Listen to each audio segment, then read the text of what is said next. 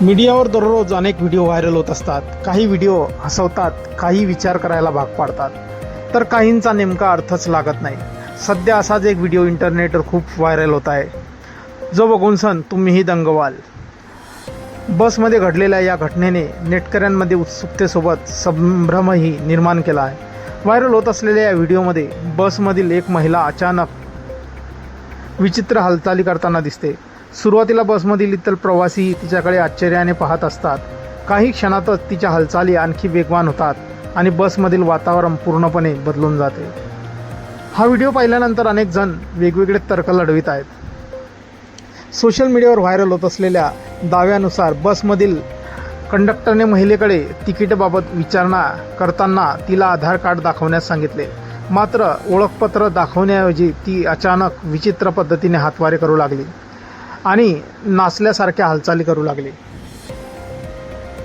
या घटनेनंतर काही प्रवासी गोंधळले, तर काही जण तिच्याकडे कुतूहलाने पाहू लागले.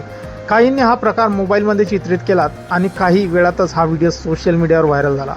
व्हिडिओ व्हायरल झाल्यानंतर अनेकांनी वेगवेगळे दावे करण्यास सुरुवात केली आहे. काही सोशल मीडिया वापरकर्त्यांनी आधार कार्ड हा शब्द ऐकताच महिलेच्या अंगात देवीचा संचार झाल्याचा दावा केला आहे, तर काहींनी हा प्रकार अंधश्रद्धेशी जोडला आहे.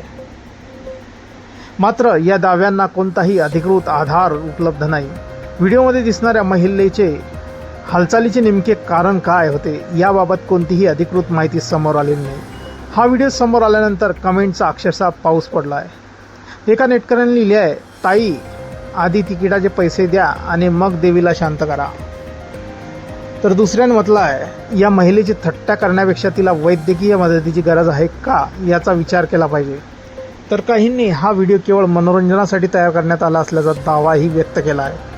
मित्रांनो, आपली ती प्रतिक्रिया असलेल्या व्हायरल व्हिडिओबद्दल आपण कमेंट बॉक्समध्ये देऊ शकतात. व्हिडिओ आवडल्यास व्हिडिओला लाईक, शेअर, चॅनलवरती नवीन असाल चॅनलला सबस्क्राईब करून घ्या. धन्यवाद.